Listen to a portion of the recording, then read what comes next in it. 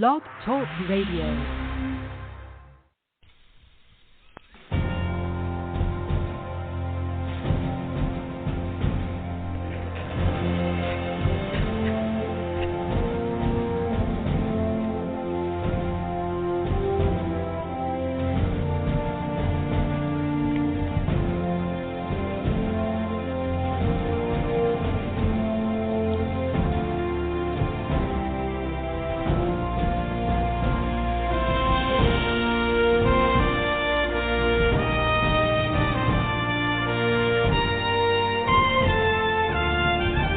Welcome, ladies and gentlemen, to the Medlock Post radio show.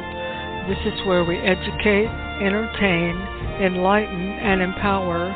The views and opinions on the Medlock Post radio show are those of the host and guests. They are not necessarily the views and opinions of Blog Talk Radio, Spreaker.com, its corporations, affiliates, or any other podcast streaming services.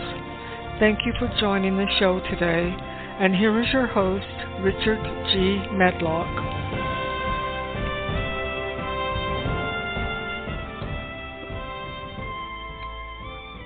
In real America, you only spend what you can afford. In real America, criminals go to jail when they commit crime. In real America, in sports, boys compete against boys, girls compete against girls. In real America, no one cares about your pronouns. In real America, people stand for the flag. Greetings, ladies and gentlemen. Welcome to the Medlock Post radio show on this January 4th, 2023. I'm not going to kick back to last year, 2023, episode 98. Yes, we're closing in on that century mark. We started broadcasting this time on June 5th, and we're getting close to that 100th episode. We might do some flashbacks on that show. Today's program is Biblical Guidance. Yes, ladies and gentlemen, yesterday we talked about history and the importance of understanding history and applying it to us today to keep from making mistakes, but to do right things. Now, so let's go way back. Let's go back into the Old Testament and see what kind of guidance and history we can understand from that. But ladies and gentlemen, before we get there, let's talk about Damar Hamlin. He's still struggling for his life. We're still praying for him. A lot of people are praying for him. His charity, which is, I believe it's to buy toys and things for underprivileged youth. Last night I saw two figures. One was 1 million had come in. The other was 3.4 million. Either way, it's a good thing. And we're trying to pay honor to this young man and what he is doing in the community. I noticed yesterday after the program, because I mentioned a lot of people were trying to jump on this vaccine thing and blaming the vaccine. And I said it was a traumatic trauma to the chest that caused his heart attack. Well, I haven't seen a lot about that vaccine pushing again. I don't know if it was me doing it or others saying the same thing. Hey, stop it. All right. But there was one thing, as I was watching the news or reading about it yesterday morning, this sad event and during a football game, that had a flashback. And it was 51 years ago.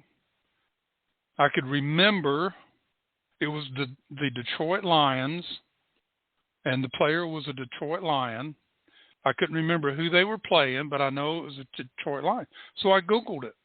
Or I actually went to DuckDuck. And it pops up.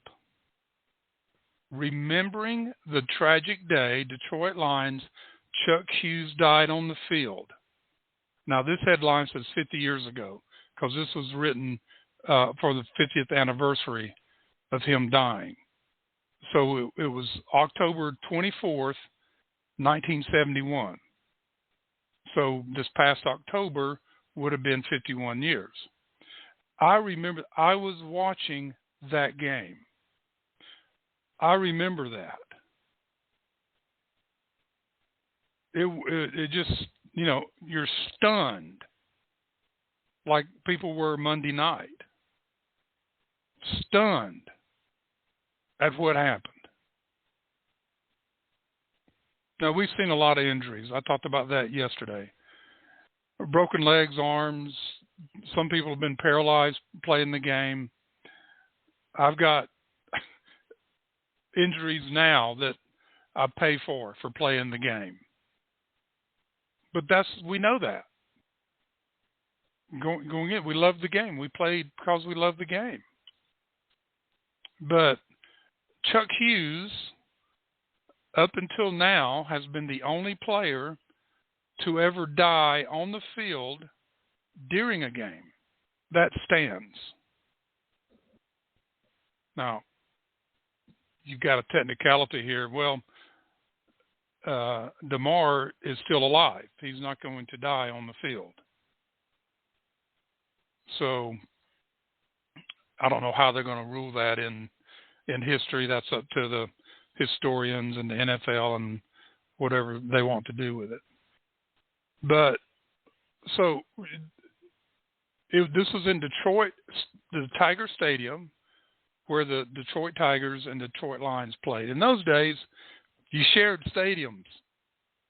You didn't have everybody didn't have their own stadium. You shared, and so you're in Tiger Stadium. The Lions were in a 2-minute drill. They were trailing 28-23 to the Chicago Bears and Dick Butkus.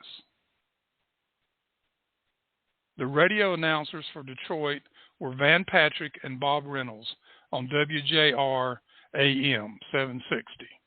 Now, I don't know if they're still around or not. Chuck Hughes had come in at the end to replace an injured Larry Walton. He came in the fourth quarter. He made a 32-yard catch from quarterback Greg Landry for a first down at the Bears' 37-yard line. However, that's basically where it ended, because all of a sudden the game's outcome seemed meaningless. The tragedy that occurred with a minute left to play would forever serve as a glaring reminder of life's fragility. He caught the pass. He was walking back to the huddle, and he fell flat on his face.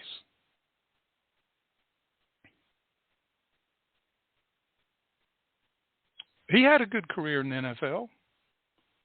He did a lot of good things. He was a great guy. And these are sad things that happen. But that flashed into my mind on Tuesday morning. I think I said Monday earlier. It's Tuesday morning. And I said, I've got to look this up. So just a reminder that things like this can happen and will happen. Again, our thoughts and prayers continue to go out for DeMar Hamlin, his family, for his teammates, his coaches. This is tough. Now, what happened in the game in Detroit, they lined up and Greg Landry took a knee and ended the game. There was less than a minute to play. So I think he had to do it twice, but because you had a 25-second rule back then, you didn't have all the 40-second rule and stuff. But I just wanted to bring that up, a little bit of history, a little education here on the Medlock Post radio show. So,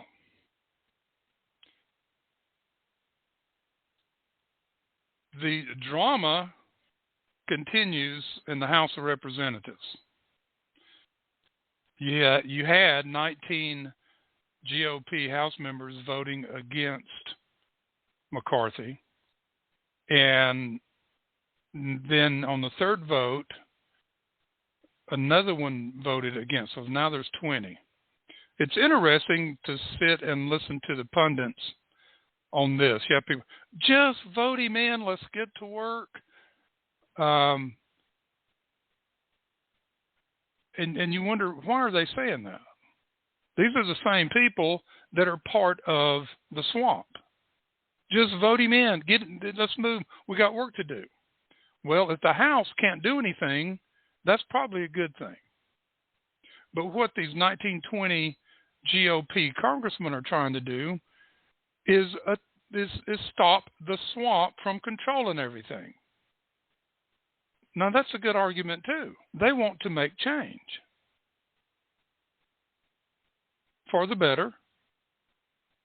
So it's interesting what's going to play out here. I'm not sure what time the first vote will be today or if there will be a vote today. McCarthy is basically unwilling to compromise. Now, some of their demands are just ridiculous. But you always put things in that you can throw away, right? Negotiations. You always put something in a contract you can give away to make the other side feel like they're winning. It's that simple, folks. Alrighty, I was just looking at something. Alrighty, but anyway, that drama continues. Now, history, what was it, 1856? It took 133 votes. 1923, it took 9 votes. So we'll see if we get to 9 or somewhere in between. And, of course, the Democrats, they all vote for Hakeem Jeffries, their minority leader, which isn't going to happen. I'm surprised some of the Democrats don't vote for McCarthy to get him in. Anyway, so we're watching that. Ladies and gentlemen, do you like to snow ski? There's good news. There's good news. Here are some snow totals of the top 5 ski resorts in the United States. Now, when I say the top 5, they're listed in order of snow depth. Okay. Number 1, coming in at 305 inches, which is just over 25 feet, is Alta, Utah. Number 2, at 302 inches, is Brighton, Utah. Number 3, coming in at 281 inches, is Snowbird, Utah. Number 4, coming in at 261 inches, is Solitude, Utah. Now, you're probably sitting there, well, you're going to say Park City, Utah is next. And you would not be correct. Number 5 is Alaska, Alaska, at 260 inches. Now, all those 4 ski resorts in Utah, I have skied, plus Park City. Yes, they're all great places to go to ski. And when you have 260 to 300 inches to ski on, terrific. It is terrific. All right, so just a little side there for you. Biblical guidance. A lot of people read and study the Old Testament and the New Testament. They gain from it. They learn from it. They apply things to their lives. They learn truth by studying the Bible. So I want to go back. We're going to talk from Psalms, and we're going to talk from Proverbs. Now, Psalms is David speaking here, writing. But I'm reading 3 Psalms to you today to let you understand that even way back then, they had some of the same problems we are facing today. Yes, a lot of the same problems. Then we can go back to Adam and Eve. They had one of their sons kill another son over envy. Killed him with a rock.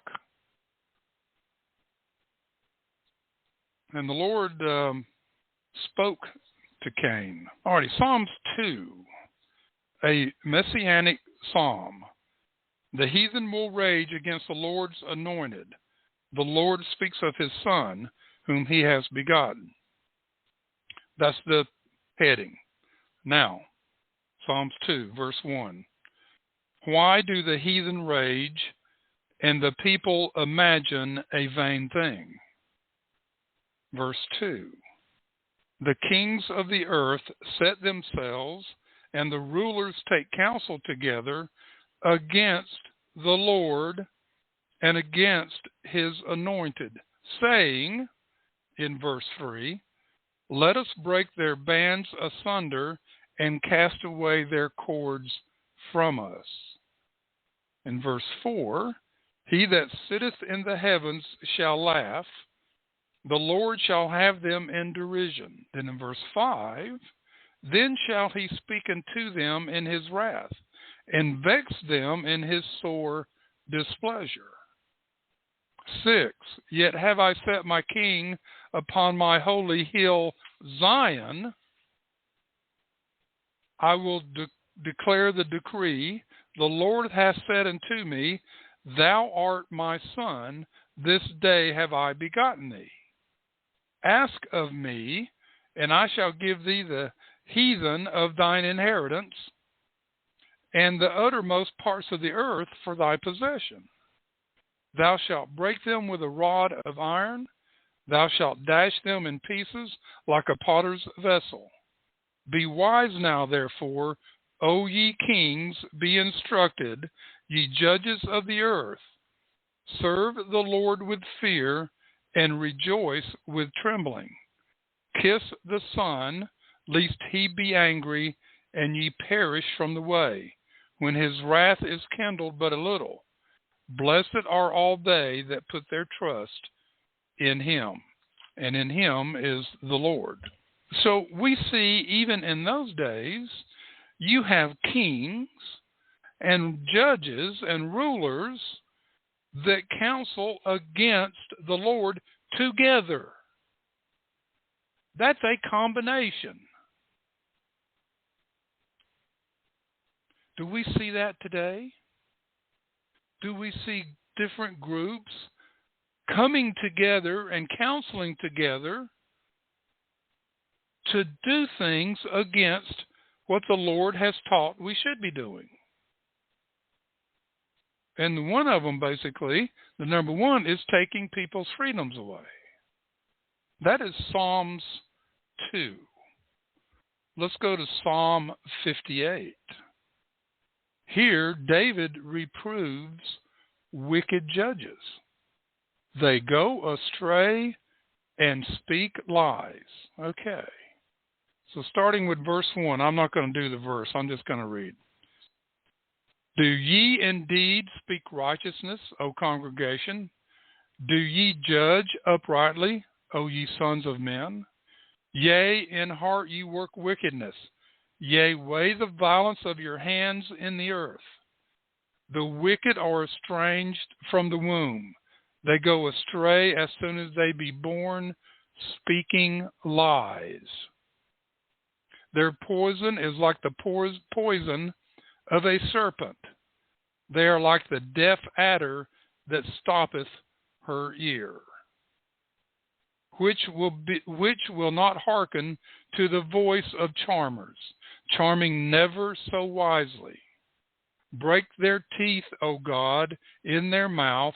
Break out the great teeth of the young lions, O Lord. Let them melt away as waters which run continually, when he bendeth his bow to shoot his arrows. Let them be as cut in pieces. As a snail which melteth, let every one of them pass away, like the untimely birth of a woman, both living and in his wrath. The righteous shall rejoice when he seeth the vengeance.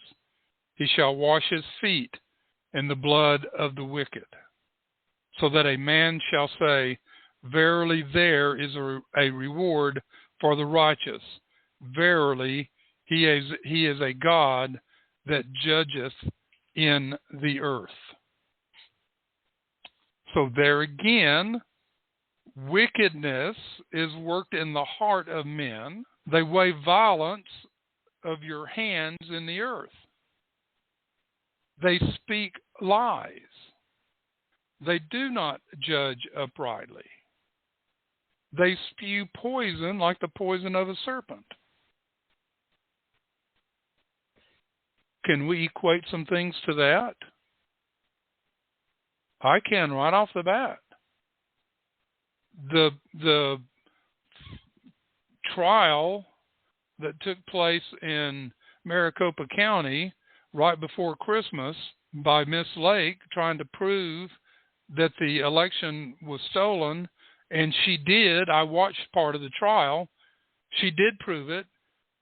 They had the witnesses just stammering and basically changing their story, and some of them telling the truth. Yeah, we did that. It was wrong. We did it. But the judge ruled, nothing here. It was interesting that after the first day of the trial, a journalist wrote, this judge is acting like he's already written his summary. He's just sitting there going through the motion of the trial, and he's already made up his mind, or someone's made it up for him. And after he read his summary, you're sitting there reading, had nothing to do with what was done in the trial. Just farthest away from what happened.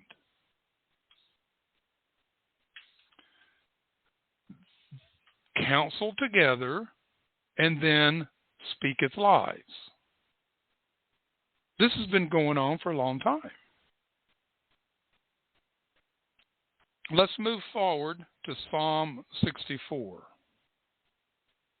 Here, David prays for safety. The righteous will be glad in heart. Now, he wrote this to the chief musician, and of course, a psalm of David. Hear my voice, O God, in my prayer. Preserve my life from fear of the enemy. Hide me from the secret counsel of the wicked, from the insurrection of the workers of iniquity, who whet their tongue like a sword. Now, the word whet here is spelled W-H-E-T. And that's, you ever heard of a whetstone, where you sharpen your knives? Let me read that again now with you understanding. It's W-H-E-T. Who whet their tongue like a sword. So David is saying they have a two-edged tongue. And bend their bows to shoot their arrows, even bitter words, that they may shoot in secret at the perfect. Suddenly do they shoot at him and fear not. They encourage themselves in all evil matter. They commune of laying snares privily, they say, who shall see them? They search out iniquities. They accomplish a diligent search, both the inward thought of every one of them and the heart is deep. But God shall shoot at them with an arrow. Suddenly shall they be wounded. so they shall make their own tongue to fall upon themselves. All that see them shall flee away. And all men shall fear, and shall declare the work of God, for they shall wisely consider of his doing. And all men, the righteous shall be glad in the Lord, and shall trust in him, and all the upright in heart shall glory. The upright in heart. So we heard the word heart a few times in those three Psalms. I like the phrase, bend their bows to shoot their arrows. He used that a couple of times. And God shall shoot them with an arrow, pierce their soul. And suddenly they shall be wounded. So, ladies and gentlemen, what do we learn from these three Psalms that we can to help us understand what is happening today? There are those that have fallen into iniquity by their own choice to gain power and riches, and they're using governments to do it. This is not new in the world. It's old hat. The founding fathers knew this. They understood this. The Constitution has survived today because it was written with an understanding of human nature, not technology, not electronics, not computers, but an understanding of human nature. And that's what David is talking about in these three Psalms. Matter of fact, in a lot of his Psalms. This is what we're looking at today. Are these three things. These Psalms 2, 58, and 64. Now, I take mine from the King James Version. That's the Bible that I use. Now, folks, don't get me wrong. I'm not trying to convert anybody to anything, although it'd be nice. But the closer we draw to the Lord, the more we're blessed. And the more we're guided to understand truth and false, right and wrong. And this helps us understand, wait a minute, counsel together, fear the enemy, who whet their tongue like a sword, speak with forked tongue. I like to use the phrase forked tongue. That's what's happening here, folks. So understanding what happened in history helps us understand what's taking place today. Many of us see this, and many are having their eyes open to what's happening. But then there are those that do not want to see the truth because they have found a comfort zone in their wokeness, in their hate, in their fear, in their comfort zone of comfort. And we're going to talk about that a little bit today.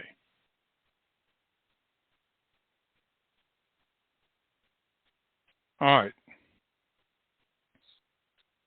Congressman Thomas Massey.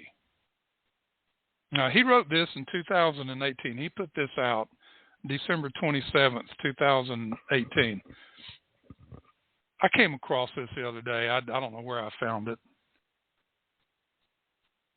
And I thought, this is interesting.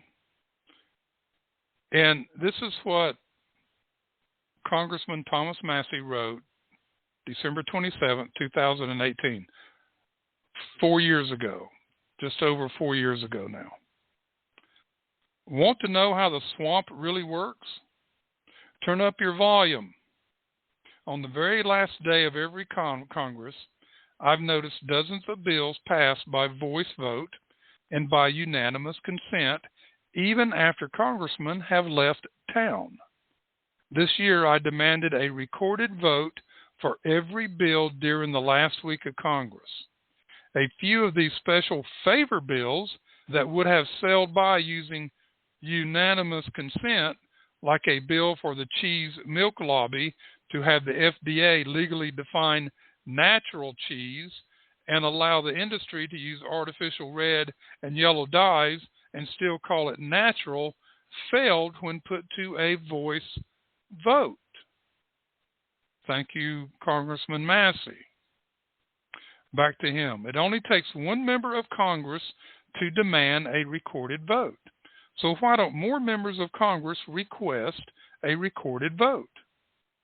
Now, it says watch a 26-minute video or 26-second video. And, of course, I can't play a video. But it shows this.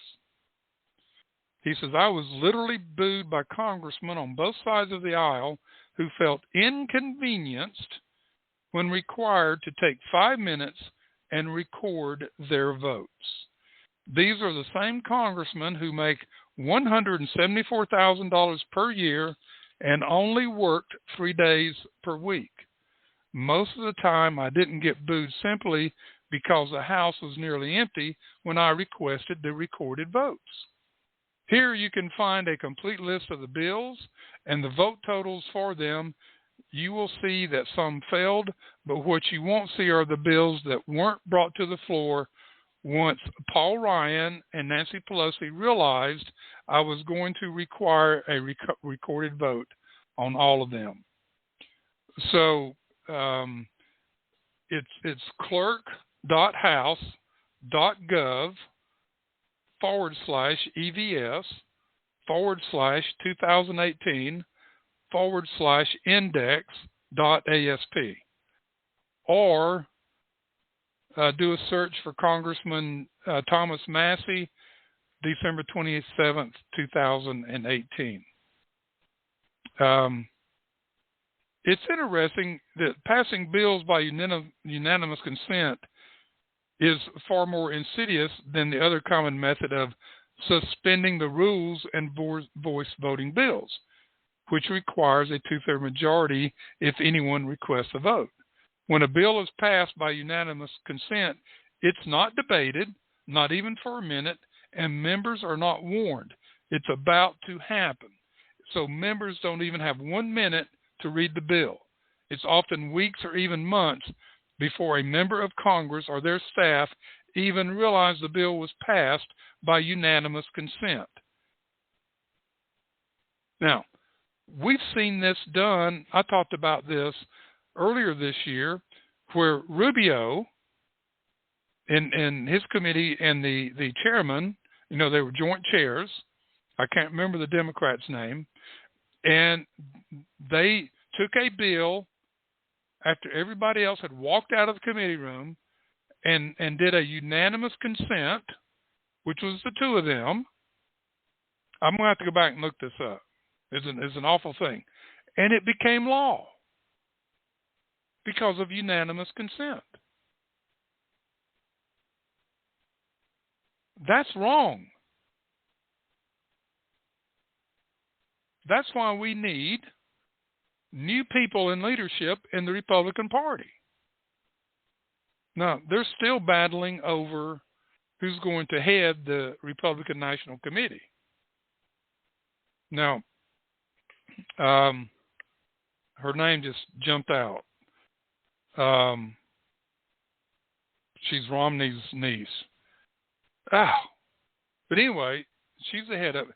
She was in cahoots with McCarthy and McConnell and who got money during the campaign. She's just as guilty as they are of people not getting reelected. Well, people want her out. The polls show only 6% of Republicans want her to stay. Only 6%.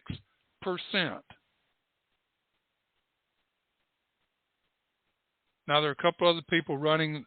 The one that will get it will probably be, she's an attorney. She's a Trump attorney. She will probably get it. We need new blood in there that will defend the Constitution, that will do what you're supposed to do. Yesterday, I talked about McCarthy presented his 72 rules for the House. Some of them are just as liberal as you get. Now, one thing that he conceded to was if 5 congressmen wanted him ousted at any time, 5 members can bring it up. That was put back in there. Now, this was originally put in by Thomas Jefferson, way back when. The Democrats keep taking it out. See what we're up against? See why those Psalms 2, 58, and 64 become important to us now? To help us open our eyes? Thank you, Congressman Massey. And he's still there. I think he's one of those voting against McCarthy. Don't hold me to that, but I think he is.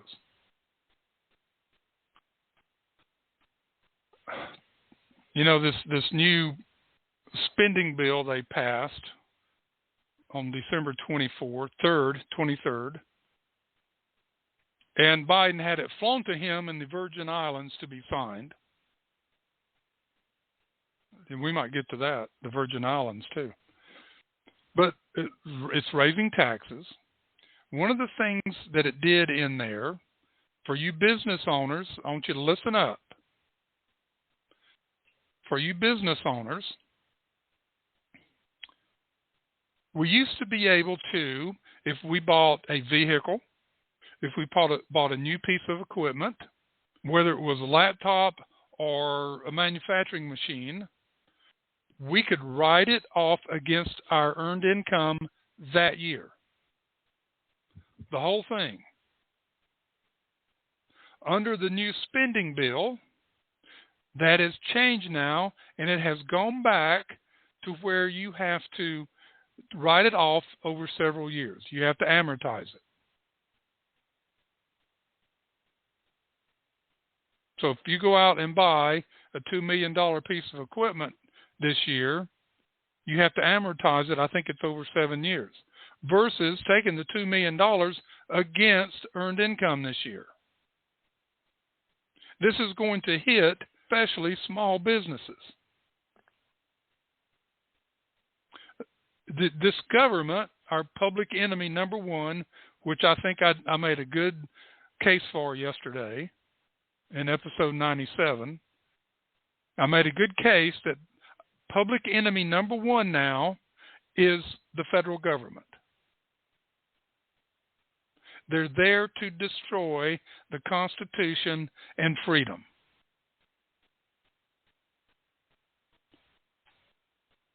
They hate small businesses because those are people that think for themselves. They don't like them. Here's another thing.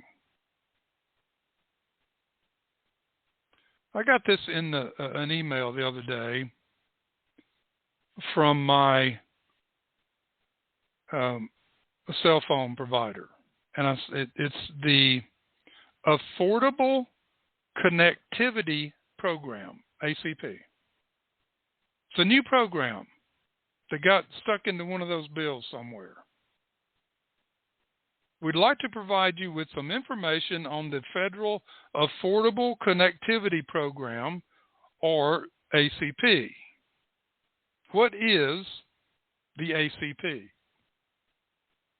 The ACP was created by Congress and implemented by the Federal Communications Commission to help eligible households receive a subsidy of up to $30 a month or up to $75 a month on tribal lands towards internet service. Well, let's go all the way back to Al Gore. He implemented a lot of this. Oh, we got to invest in all these cables and get them out there so everybody can have the internet. And Obama was out there giving away free phones, right? The Obama phone. All right. So this is internet. Who is eligible to participate in the ACP? Now, listen to this list. Who is eligible? You may be qualified for the program if you, your child, or dependent participant in certain government participate in certain government assistance. Okay. Programs such as SNAP, Medicaid, WIC, or other programs. Hang on, folks. You're a member of select tribal assistance programs. Well, folks, I have a niece who is her mother, my sister-in-law, both her and my brother are deceased. She gets assistance from the tribe. They're paying for her college. She works for them. She would qualify. Now, I'm telling you, though, she's not going to go get it. You, your child, or dependent already received a lifeline benefit.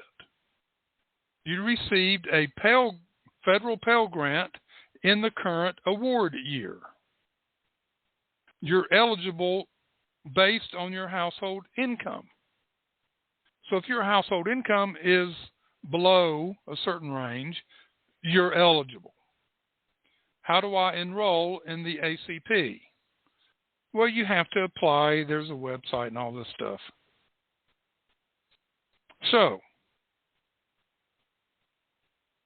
if you have SNAP, Medicaid, WIC, or other programs, we talked a few weeks ago about how Biden and his administration is expanding Medicaid. They're doing it in 3 states. I think they've expanded it into a couple of other states. That with your Medicaid card, you can buy clothes, food, telephone, TVs, whatever you want. Pay rent. Of course, SNAP is food, or supposed to be food. You can buy whatever you want now. You can even buy lottery tickets with SNAP. WIC is food for infants, formula and things like that. Again, if you can find formula. So when you look at this list of who qualifies, it's probably half America.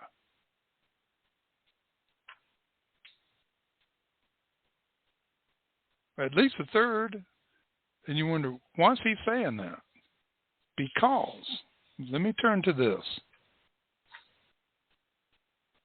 Came out yesterday, or day before. Excuse me. 100 million U.S. residents may soon be on Medicaid. The pandemic-era policy keeping more than 21 million eligible enrollees on Medicaid is costing taxpayers more than $16 billion per month. That's just for 21 million. Now, 16, let me get my calculator out here and go 16 times 12 equals $192 billion a year for 21 million people.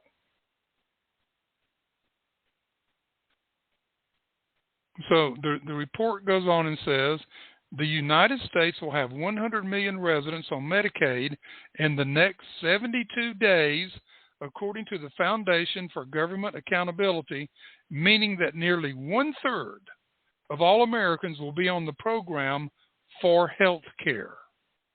And folks, who pays for it? That's right, the taxpayers. Over the past 3 years, states have been prevented from removing recipients from the program through the federal COVID-19 emergency. Now, that emergency is dying here pretty soon. Now, the date when states can begin to re-register recipients when the emergency ends on April 1st. On April 1st. It ends on April 1st. States can start re-registering. They can start it now. Federal matching funds for the additional recipients will discontinue on that date, although under the spending bill, there's more money going into it. So they're estimating that there will be almost 100 million people in the United States of America added to Medicaid or covered by Medicaid. Now, you've heard me in the past, my son is disabled, and he has a Medicaid card. He's not getting any information about any of this. I mean, heck, you know what? Because he's permanently disabled. They want people dependent. When you look at the eligibility, if you're on SNAP, WIC, tribal assistance, lifeline benefit, if you got a federal Pell Grant, household income, it's amazing, isn't it?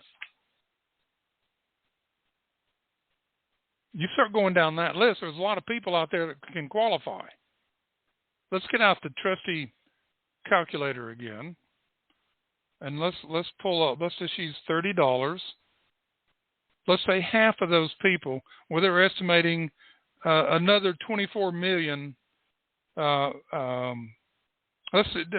saying now there's 24 million enrollees under this program, the COVID-19 emergency, 24 million that were not there before. So 30 times 24 million is $720 million. Well, let me do that right. Let me put in the full 24 million times $30. $720 million a month times 12. $8,640 million to pay for internet a year. That, folks, goes to the national debt. We just want to keep giving away. When we talk about this counseling together, they counsel together. How much can we keep giving away? How many more people can we get on the government dole? And this is the things they keep coming up with. Instead of, okay, the COVID-19 emergency is over with, this program dies. And those 21 to 24 million people, if you want health insurance, you got to pay for it. No. Once a government program is put in place, it doesn't go anywhere. That's the history of our government. Do you see why we need new leadership?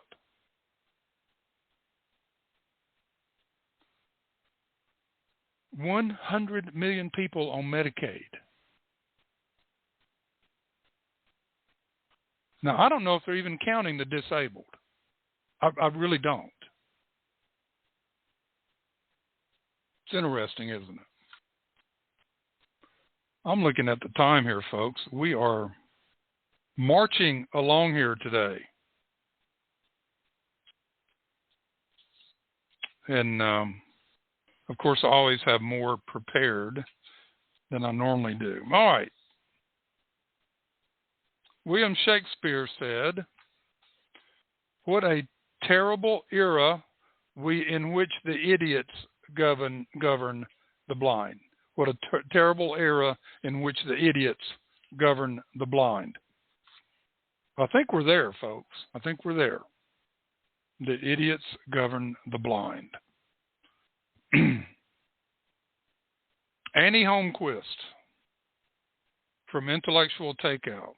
She is now a contributor. She was the managing editor. And at the end of the year, she started her own thing. But anyway, great writer. You've heard me do stuff from Intellectual Takeout. This was January 3rd, 2023. 7 financial tips from the book of Proverbs. Yes, let's go back to the Bible. Let's go back to the Old Testament. There might be some things in here that our government officials could take note of. You think they might? Don't know. She starts out as someone from the millennial or Generation Z crowds about tech-related topics, and you'll likely get an encyclopedia of knowledge pouring forth. Ask those same cohorts about a financial decision or money-related matter, and you just might get a deer in the headlights look.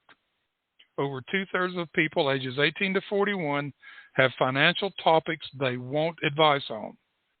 That's from a Harris poll, but aren't sure how to get it. And given that 70% of millennials and 65% of Generation Z live paycheck to paycheck, it's not hard to imagine what types of financial advice might be heeded. Okay, let's go to the book of Proverbs. She says, here are just a few of the financial bits of wisdom that Proverbs offers. 1, choose diligence over laziness. Proverbs 14, verse 23. In all labor there is profit, but the talk of the lips tendeth only to penury, which is nothing, bad things, penury. And it could be pronounced penury. Depends on which part of the country you're from. So this is a warning against sloth and laziness. And in Proverbs, many of them directly contrasting the sluggard with an ant whose industrious nature works hard in the summer to store up food for winter. No one wants to be compared to a sloth, and many of us would likely pat ourselves on the back and contend we are not lazy. Bums, she says. But Proverbs plainly points out some finer, overlooked aspects of slothfulness. Okay. In all labor, there is profit. And again, Proverbs 10:4. He becometh poor that dealeth with a slack hand, but the hand of the diligent maketh rich. There you go, folks, from Proverbs, from history, from learning. Number 2, pick a partner with good work ethic.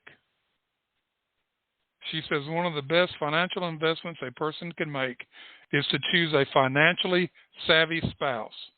Proverbs 31 famously paints a picture of this by describing a woman who does her husband good, not evil, by being an industrious worker who wisely considers a large purchase before investing her money, isn't wasteful, and even runs and operates her own home business ventures.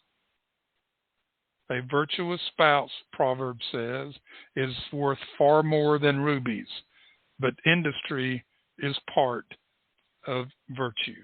Proverbs 12, verse 13, she will do him good and not evil all the days of her life. She seeketh wool and flax and worketh willingly with her hands. Now, folks, that can go both ways. Not just she, but he. I know what some of you woke people are saying out there. And catch up with us, folks. Number 3, think long term. For those living paycheck to paycheck, thinking long term seems like the last thing to consider on the list of life's worries. And sometimes they don't know how to think beyond the next paycheck. The good news is that preparing for the future doesn't have to be difficult. According to Proverbs, it can be as simple as maintaining friendships on which we can fall back upon for help in times of trouble. keeping our business and financial affairs in good order is another way to prepare for hard times. We've all had hard times, folks. We've gotten sick, we've lost jobs, all sorts of things. Proverbs 13, verse 22. A good person leaves an inheritance for their children's children, but a sinner's wealth is stored up for the righteous. Our 4, avoid get-rich-quick schemes. Oh, you seen these ads? Make $90 an hour working from home. But Proverbs suggests that being hasty to get rich leads to poverty and want. And Proverbs 21:5, good planning and hard work lead to prosperity, but hasty shortcuts lead to poverty. How many of you have been working on something and you decided to take a shortcut to save time or think you could do it and it would work, and it just fell apart? Well, same thing financially. Another get-rich-quick scheme is the lottery, which is nothing but a tax. We've talked about that. 5, pursue a lifestyle of integrity. Yes, integrity. You know, a lot of times young people are encouraged, sow your wild oats and enjoy life and have your righteous living, and you may have negative financial consequences. You know, love of food, drink, and freewheeling lifestyle can lead an individual to spend extravagantly, eventually leading to poverty. We've seen this. They get caught up in gambling or drugs, or they just, hey, eat, drink, and be merry, for tomorrow we may die. Living a life of integrity promises great rewards, among which are riches and honor and life. Proverbs tells us, furthermore, in times of political turmoil and trouble, it is a righteous, upright life, not riches, that deliver an individual from death. Number 6, avoid loans. Avoid debt. Borrowing money for schools, cars, and homes have become the American way of life in recent years.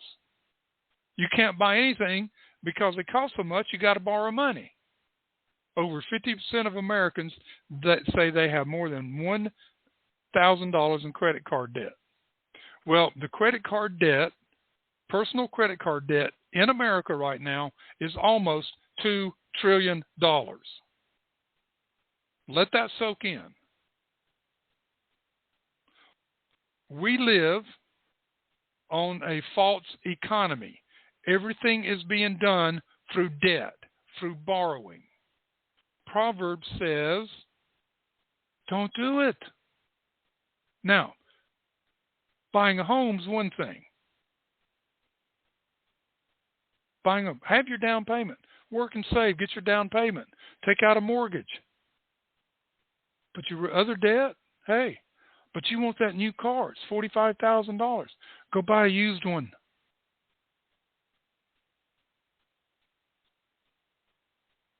Number 7, be generous. While Proverbs warns against taking responsibility for another's death or debts, it does encourage us to be generous givers. Indeed, one might say that Proverbs advances the idea of a giving principle. Those who hoard and try to make sure they have enough to live on themselves will find that they're grasping to make ends meet. Folks, give to charity.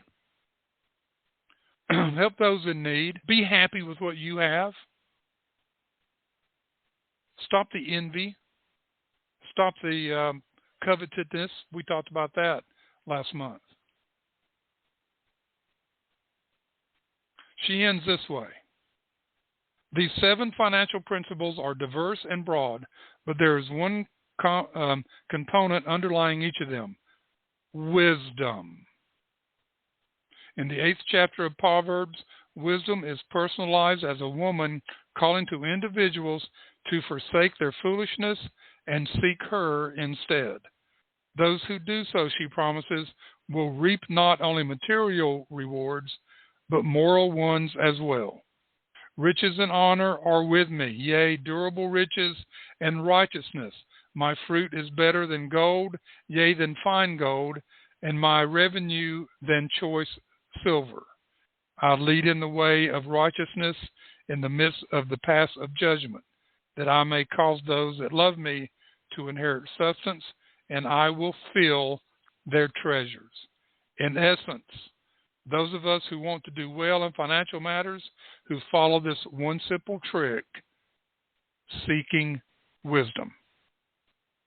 That's what you will follow, seeking wisdom.